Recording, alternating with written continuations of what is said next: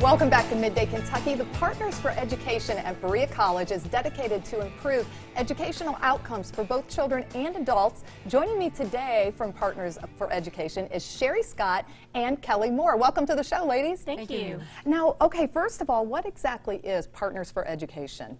Absolutely. So for more than 100 years, Berea College has been dedicated to serving our families in Appalachia. And so Partners for Education is really working to help support that mission by ensuring that all Appalachian Kentucky students succeed at school. And we really do that by implementing sort of a student-centered, place-based approach to help students improve educational outcomes. What's really critical is that we are ensuring that we're collaborating with our community partners, we're engaging our families, and we're really using evidence-based strategies that are working cradle to career to improve those outcomes. Okay, and what kind of strategies are you using? What are some of the examples of that? So some primary strategies that we're using is first we're lifting educational aspirations. So a lot of our students in Appalachia are really coming from a culture of hopelessness. So we're working to build hope and really build that college-going culture starting with early childhood all the way through the educational pipeline. We're working to ensure that our students are connecting to college and career, that they're having experiences that are going to ensure they get all the way through to college and sustain into a self-sustaining career. We're building their academic skills, specifically in English language arts and mathematics, collaborating with our schools. And last but certainly not least, we are partnering with our families. So we're engaging those families as partners all the way through the educational pipeline.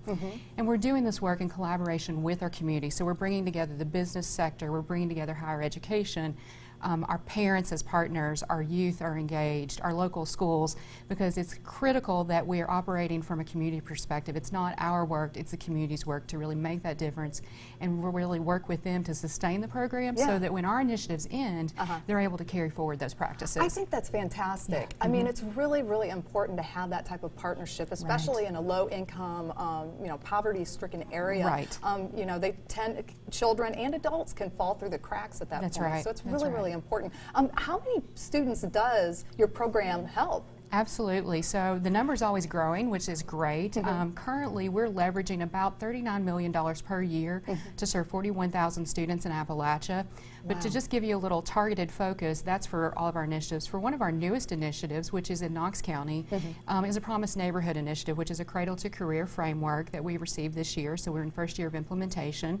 We're actually, it's our second Promise Neighborhood. We were the recipient in 2012 of the very first rural Promise Neighborhood in the country.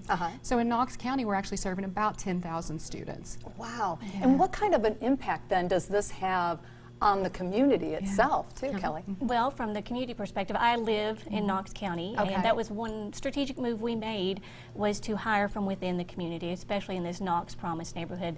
People who know the culture, the history, and the subtle nuances of the community. So the impact, one, is because we've done that, is an economic impact. They have about, just in our initiative, about 40 people we've hired locally for this year. Oh, that's great. And for the duration of the grant. Otherwise, though, I think you'll see in our community partners who are collaborating more. And as Sherry said, when you do that in an environment where it comes from within, amazing things begin to happen. You start to see families more engaged, you see students more engaged with their community through community service, college visits, mentoring programs, and you see schools that have funding to do the things they've always wanted to do with their students.